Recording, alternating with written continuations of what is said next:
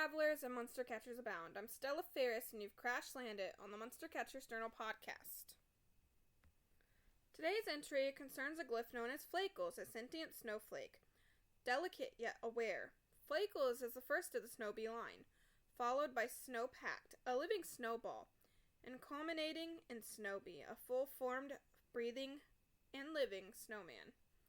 Our journey took Luna, Zena, and I deep into the Alpine Waste. The air there didn't rush or howl, it whispered.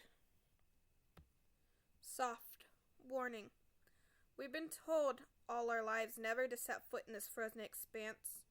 Long ago, a nuclear power plant suffered a catastrophic meltdown here, and the creatures born from its aftermath still roam the snow-covered ruins. To survive, we wore gas masks fed by oxygen tanks, seals tight against our face. Even so, unease settled in the moment we crossed the boundary. A nauseating green fog clung low to the ground, radioactive and alive, curling around our boots as if it were watching us.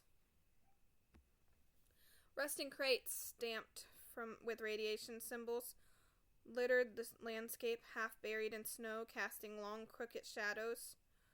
The silence was heavy, too heavy. Then, we stepped into what remained of the town, unaware that something was already watching us. The snow beneath our feet began to stir. From the frozen ground, something small rose, slowly, fragile, glittering, a single snowflake perfectly formed. With a tiny face, looking back at us, Flakles had found us. The tiny snowflake hovered just above the ground, spinning slowly, its crystalline arms catching what little light pierced the green fog.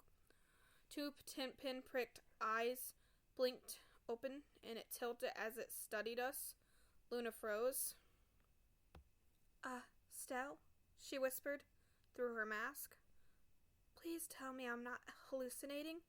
Zena lowered her scanner, eyes wide. No readings spike high enough for that. It's alive. Extremely low mass, temperatures dropping around it. I took a cautious step forward, boots crunching softly in the snow. A glyph, I said. But I've never seen one this small. The snowflake flinched, drifting back an inch. Great, Luna muttered. We scared it. Zena held out an arm to stop her. Don't move fast. If it destabilizes, it could sublimate. Just vanish. So what? Luna said. We just talk to it. We just talk to it? I crouched down slowly, bringing myself level with the tiny creature. Flakles, I said softly, testing the name. If you can understand me, we're not here to hurt you. The snowflake pulsed faintly, a soft chime sound ringing in the air like ice tapping glass. Zena's scanner beeped. It's responding, emotional resonance. Curious, but scared. Luna sighed. Yeah, I get that. Same little guy. The wind picked up and Flakles spun faster, his edge blurred. Frost crept across the ground in a widening circle. Okay, Zena said quickly. If it panics, this whole area flash freezes. Not ideal, Luna replied. Any ideas that don't involve us becoming ice statues? I reached for my Glyph, but stopped halfway. If I force a capture, it'll shatter. We need it to choose the Glyphid. Luna blinked. Glyphs can do that? Some of them, I said. Especially the fragile ones. Zena knelt beside me and pulled a small heat stabilizer from her pack, setting it gently in the snow, not close enough to melt Flakles, just enough to warm the air. Controlled temperature, she said. Show it we can keep it safe. Flakles drifted closer. The chimes sounded growing steadier. Its tiny face softened, eyes glowing a pale blue. Luna smiled beneath her mask. See? We're not so scary. I opened the Glyph and set it down between us and Flakles. This is a shelter, I said quietly. No storms, no radiation, just snow. For a long moment nothing happened. Then Flakles floated forward, paused, and gently dissolved into a shimmer of light that slipped into the Glyph. The lid closed with a soft click. No alarms, no resistance.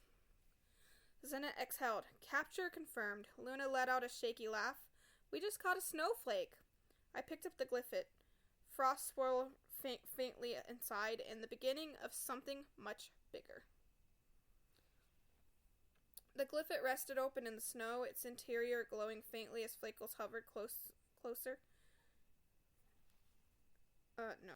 And just as Flakles was about to fully dissolve into the Glyph, we heard a low, distorted growl roll through the fog, vibrating through our boots. One of the radioactive crates nearby tipped over, metal screeching against ice. From behind it, something massive pulled itself free. Its body was once a mountain wolf, now stretched and wrong. Patches of fur had fallen away, replaced by glowing, cracked skin veined with neon green light. Its jaw hung slightly off-center, drool hissing as it hit the snow. Luna swore, "Please tell me that's not looking at Flakles." The creature's many eyes locked onto the hovering snowflake. "It's feeding on energy," Zena said sharply, "radiation and cold." Flakles let out a sharp chime, panicked now, and the temperature dropped instantly. Ice crawled up the ruins around us. "Flakles, stay back," I shouted. Too late. The mutant wolf lunged. Zena shields Luna yelled. A translucent barrier flared to life just as the creature slammed into it, claws scratching against energy. The impact knocked us back. Snow exploded around our feet. "It's trying to absorb Flakles," Zena shouted. "If it touches him..." "We're not letting that happen," I said, snapping the Glyph shut and pulling another from the belt. "Luna, I'm on it," Luna said, hurling her Glyph forward. "Myrno, deploy." Myrno burst into the air, releasing a shockwave of blue light that struck the wolf square in the chest. It staggered, but it didn't fall, radiating, crackling brighter along its spine.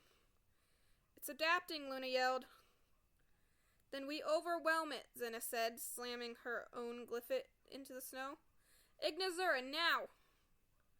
Ignazura erupted in a blaze of controlled fire, steam screaming as flames met frozen air. The wolf howled, retreating a step, but its eyes stayed locked on Flakles. The snowflake trembled, edges fracturing. "Flakles is destabilizing," Zena warned. I sprinted forward, planting myself between the creature and snowflake. "You want something?" I shouted. "Come through me." The wolf charged again. "Now, Stell!" Luna screamed. I released my Glyph. Its energy surged forward in a blinding arc that slammed into the creature's skull. Radiation burst outward, green lightning tearing through the fog. Ignazura followed up with a concentrated blast, pinning the wolf long enough for Myrno to strike its core. With a final broken howl, the creature collapsed into the snow, its glow flickering, then fading to nothing. Silence returned, heavy, broken only by our breathing. Flakles drifted weakly, chiming faintly and uneven. I dropped to my knees and opened the Glyph again, hands shaking. "It's safe now," I said softly. "I promise." The snowflake hesitated, then flowed into the Glyph in a gentle shimmer. The lid closed. Zena checked her scanner. Shoulders finally relaxing. "Capture complete. No hostile signals."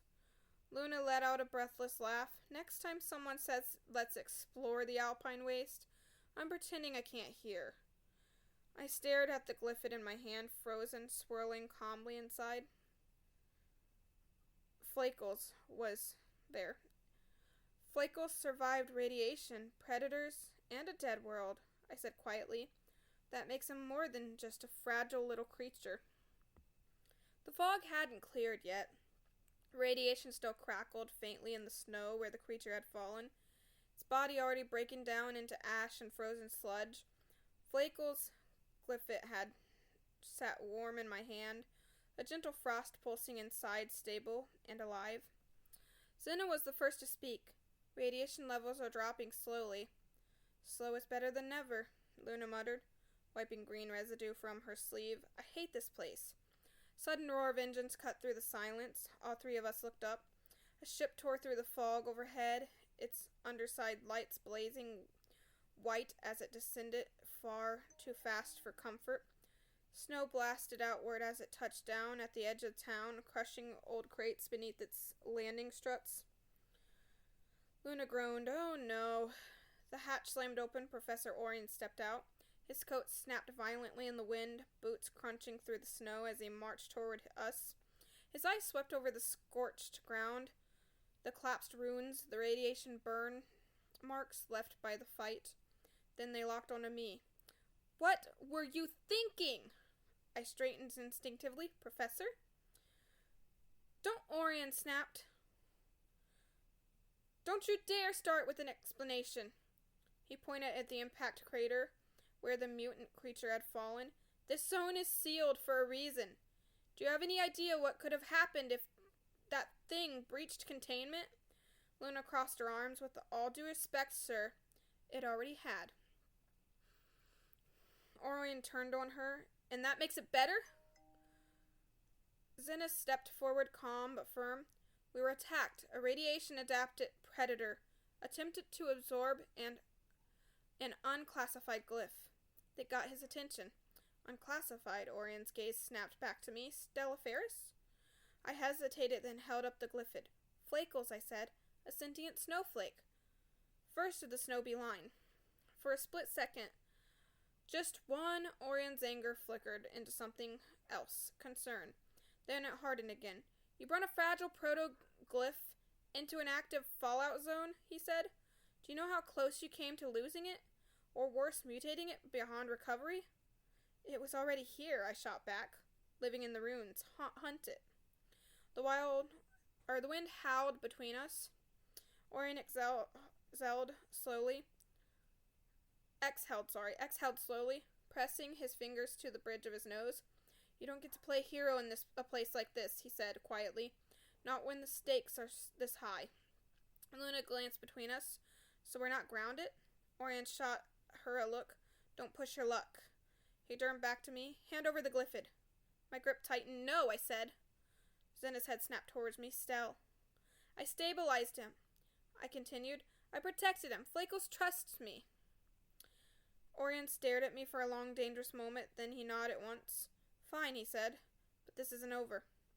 He gestured towards his ship. "You're all coming with me. Full debrief. Medical scans and Stellaferis." He leaned in closer, voice low. "If this Snobii line turns out unstable, the responsibility falls on you." The ship's lights flared brighter. As we followed him through the snow, the glyphid pulsed softly in my hand, cold, steady, and alive. And for the first time since we entered the Alpine Waste, I realized something. This discovery had just changed everything. The medbay lights hummed softly as the last scan finished. Zena lowered the tablet, eyes scanning the results one final time. Radiation exposure within safe limits. No cellular corruption. No mutation markers. Luna let out a breath. She's clearly been holding, so we're clean. Orion didn't look relieved. He stood near the doorway, arms crossed, jaw tight. "That doesn't change what happened." I frowned. "It should." He stepped forward. "It doesn't." Zena turned the screen towards him. "Professor, all scans came back negative, including Flakles. He is stable." Orion's eyes flickered to the glyphid clipped on my side, which is why I'm taking him. The room went silent. My heart dropped. "What?" "Flakles is now under Academy custody. Orion said flatly. "Effectively, immediately." Luna spun on him. "You can't be serious." "I am," he replied. "The Alpine Waste is not a place for first contact bonding. This glyph requires containment and study." I stepped back instinctively. "No, he chose me." "That's irrelevant," Orion snapped. "Hand over the glyphid, Stellaferis." Zena hesitated. "Sir, forcibly separating a new bonded glyph can..." "I'm aware of the risk," Orion cut in, "and I'm willing to take them." My hands were shaking now. I unclipped the glyphid slowly, frost swirling anxiously inside. Flakles chimed soft, frightened. Please, I said, voice breaking through the mask of composure I usually wore. He's scared. Orion held out his hand, stared at him, every memory crashing together. I stared at him, every memory crashing together, the trust, the fight, the promise I'd made in the snow. I shoved the glyph into his palm. The moment his fingers closed around it, the chime spiked, sharp and panicked. Something inside me snapped. I hate you, I said. The words landed harder than any blow. The room froze. Luna whispered, Stell. I trusted you, I continued, voice shaking. You didn't even try to understand him. You never do. Orion's face hardened, but something flickered behind his eyes. Regret, maybe? This is what's best. No, I spat. It's for you. Before anyone could stop me, I turned and ran. The med bay doors hissed open as I burst into the corridor, alarms flaring behind me. I didn't look back. I couldn't. The last thing I heard was Flakles' chime, faint fading echoing down the hall. Cold, alone, and for the first time since becoming a monster catcher, I didn't know where I was going, only that I couldn't stay. I don't remember how long I ran. The corridors blurred into each other until metal gave way to frost and ruins again. Somehow, without meaning to, I'd crossed back into the Alpine Waste, the only place that felt honest anymore. By the time my legs gave out, night had fallen. I climbed the nearest dead fir tree, its branches frozen, solid, and curled up against the trunk. The green fog glowed faintly below, casting ghostly light across the snow. Exhaustion hit me all at once. I slept. I dreamed of chiming ice and something breaking. I woke to shouting, Stella Ferris! Orion's voice cut through the fog, sharp with urgency instead of anger. I shifted, branches creaking beneath me. Below, the snow was wrong, scorched in spirals, frozen into jagged glass. Crates lay shattered, radiation symbols burned clean off the metal. Orion stood at the edge of the clearing, coat torn, scanning the devastation. Stell! He called again. This isn't a reprimand. You need to come down. I swallowed. What happened? He looked up, then really looked, and the anger was gone. Flakles happened. My chest tightened. He destabilized containment. Orion said quietly, the moment he was separated from you. The air around us chimed faintly, thousands of tiny ice notes, ringing at once. He's been tearing through the waste, Orion continued. Flash freezing structures, overloading radiation pockets. Every scan says the same thing. He's not attacking people. My voice barely broke. Then what is he doing? Orion's jaw clenched. He's looking for you. A sudden howl of wind ripped through the clearing. Snow spiraled upward, forming sharp, crystalline arcs. The temperature dropped so fast my breath fogged instantly. My breath fogged instantly. Orion turned sharply. He's close. The fog ahead split apart. From the storm emerged a spiraling mass of snow and light. Flakles, multiplied 100-fold, fragments orbiting a glowing core. His once gentle chime was now broken and frantic, echoing with panic. I climbed down before I could stop myself. Flakles, I shouted. The storm stuttered. The fragments froze midair. Then the mass collapsed inward, snowflakes spiraling down as Flakles reformed small again, cracked, trembling. He drifted towards me, chiming softly, almost apologetically. I'm here, I whispered, kneeling in the snow. I didn't leave you. Orion stepped forward cautiously. Stella Ferris. If he destabilizes again. Flakles pressed against my chest, cold but steady, the chiming slowing. The storm died. Silence returned to the Alpine Waste. Orion watched something unreadable in his expression. He bonded deeper than I thought, he said. I looked up at him, tears freezing on my lashes. I told you. In that moment, the wind died completely. Snow settled back onto the ruined ground, and the green fog thinned, as if the waste itself were holding its breath. Flakles hovered against my chest, chiming softly now, no longer panicked, just tied. tired. Orion lowered his scanner. For a long moment he said nothing, then he took off his gloves. I was wrong. The words sounded heavy, like they hadn't been spoken in a long time. I looked up slowly. What? I let protocol speak louder than the understanding, Orion said. His voice wasn't sharp anymore, just worn. I saw a risk to contain instead of a bond to protect. He stepped closer, stopping a careful distance away. When Flakles broke containment, he continued, every system flagged him as hostile, but the data didn't match the behavior, Orion excelled. He wasn't lashing out, he was grieving. Flakles chimed faintly, as if in agreement. Orion met my eyes. I took him from you without consent, without compassion. He bowed his head slightly. I'm sorry, Stella Ferris. The apology hit harder than the anger it ever had. My throat tightened. You scared him. I know, Orion said quietly, and I scared you. He knelt in the snow, then Professor Orion, the man who never bent rules, bringing himself level with me and the tiny Glyph. I won't separate you again, he said. Not him. Not any bonded Glyph. Not without your voice being heard. Flakles drifted forward and hovered uncertainly between us. Orion didn't move. I don't expect forgiveness, he added, but I will earn back your trust if you'll let me. I took a shaky breath, one hand resting over Flakles' glow. Don't do it again, I said. Orion nodded. Once, I won't. He reached out, not to take Flakles, but to return the Glyph.